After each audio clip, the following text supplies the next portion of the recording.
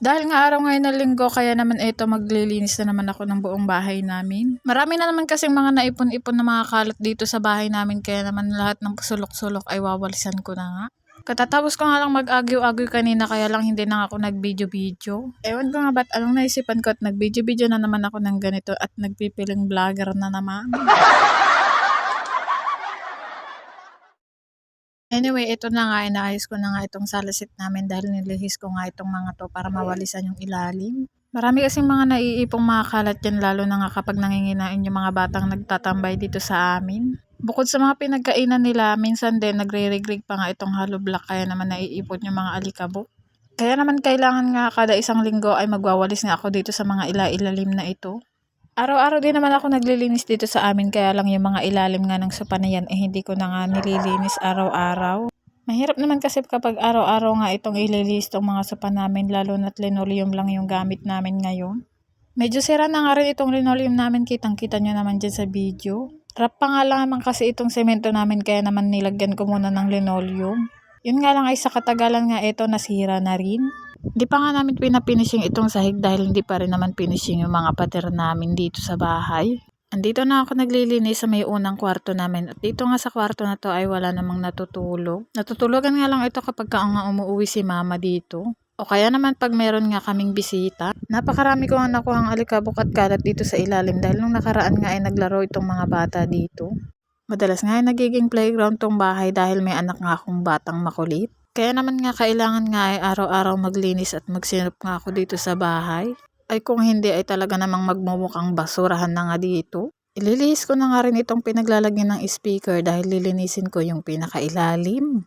Tsaka ko na marami na namang naipong alikabok dyan sa ilalim dahil nga nagre-regrig itong hollow block namin. Pinag-iipunan pa lang kasi ng asawa ko nga yung pangpalitada dito sa bahay at malaki-laki nga ang gagastusin. Sa ngayon kasi ay hindi pa kami makaipon dahil pareho nga kaming may hinuhulugan. Anyway, medyo lumalayo na nga tayo sa topic. Eto, bumalik na nga tayo dito sa aking ginagawa. Binalik ko na nga itong patungan niya dito sa may dati. Pagkatapos ko nga linisin itong ilalim ng speaker, lumipat naman ako dito sa may pangalawang kwarto namin at dito nga kami nahihiga.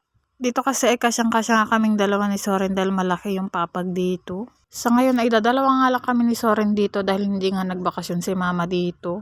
Hindi ko na nga inangat yung papag namin dyan dahil kailan nga lang ay naglinis naman ako dito sa hinigaan naming kwarto.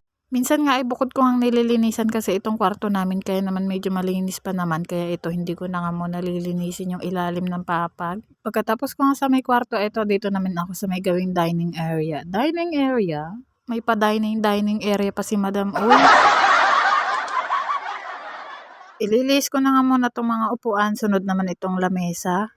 Marami kasi na namang regrig ng hollow block doon sa may pinakagilid nito. Pinagpatong-patong ko nga muna itong mga upuan para mailihis ko nga ng maayos itong lamesa. Gusto ko nga rin ilihis sana itong platera at saka itong rep namin, kaya lang medyo mabigat nga at wala nga akong katulong dito magbubuhat. Maililihis ko nga lang yan kapag ka nga may kasama akong maglilihis. Napakabibigat kasi ng mga yan, kaya naman hindi ko kaya ng mag-isa. Nagpaplano nga ako na palitan na nga rin itong linoleum namin kapag ka nga nakaluwag-luwag. Sabay-sabay ko na nga lang sigurong lilinisan yung mga yan kapag ka nga nakabili na ako ng bagong linoleum dahil kailangan nga. Sira-sira at butas-butas na kasi itong linoleum nga namin. Pero sa ngayon nga ipagtsatsagaan nga muna namin yan. Marami-rami kasing babayaran si Madam ngayon na sabay-sabay, kaya naman ayan, hindi pa ako makakabili ng bago. Tignan nyo naman yung naipon kong mga basura, ayan, napakarami. At galing yan dito lahat sa loob ng aming pamamahay. Hindi naman nga kasi talaga maiiwasan makapag-ipon ng ganito karaming basura dahil nga may mga bata. Dito kasi sa bahay maluwag rin naman ako pagdating sa mga nakakalaro ng batang makulit. Yun nga lang kung minsan ay napapagalit nga nila ako, lalo na pag tinatalunan nila yung mga sopa at saka yung mga foam dyan sa kwarto. Anyway, ito na nga din. Nakot ko na nga itong mga kalat na to at susunod ko namang gagawin ay magmamap. Shampoo nga yung inilalagay ko kapag ka nga nagmamap ako para nga mabango at saka makintab yung sahig. Napakarami na naman kasing malagkit dito sa sahig namin dahil nanginginain nga sila minsan dito. Minsan ko nga lang din minamap itong sahig namin dahil hindi nga pwedeng araw-araw dahil bumabaho nga siya kapag ka nga araw-araw. Namamawis kasi yung ilalim ng linoleum nga kapag ka nga araw-araw ako nagmamap, lalo na't may mga butas na nga din tong linoleum ko. Sa pagkakaalam ko ay umabot na rin naman ng 3 years tong linoleum ko.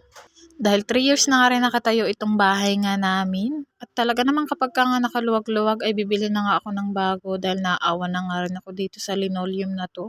Sa online shop na nga lang din ako bibili ng pampalit kong linoleum dito dahil sa online nga ay pwede na nga ako makautang. Ayan, dyan ka magaling madam sa utang. Charot. Hindi ko naman kinakahiya na nagkakaroon din ako ng utang dahil hindi naman ako mayaman. Alam niyo ba na dyan din ako nakaipon ng gamit sa pagkakaroon ng utang? Karamihan nga ng aking mga naipundar dito sa bahay ay puro nga mga hulugan. Kagaya na nga lang itong aking sopa, ito din ay inutang ko din sa home credit. Siyempre, kung gusto mo talagang makapundar at wala kang pangkas ay sa home credit ka nga kakapit. Anyway, kanina pa nga ako dito pa video, ito palang damit ko ay may punit pala sa gilid, hindi ko nga napansin. Sobrang kabisihan ni madam sa paglilinis, hindi niya na nakita yung kanyang suot pala ay punit na. At nagawa pa ngang magpa-video ay. Sa bagay, nandito lang naman ako sa bahay kaya naman hindi na ako nagpipili pa ng damit kung ano na lang yung madampot ko ba. Anyway, tapos na ako mag-map kaya naman ito binalik ko na nga itong sapin sa ibabaw ng speaker at itong teddy bear. Pati na rin itong mantel ng aming lamesa ay binalik ko na nga din. At eto, tapos na nga maglinis si madam kaya naman napakasarap na naman sa mata at pakiramdam kapag ka nakapaglinis na nga ng bahay. At yun lang naman for today. Sana po ay nag-enjoy kayo sa inyong panonood. Bye!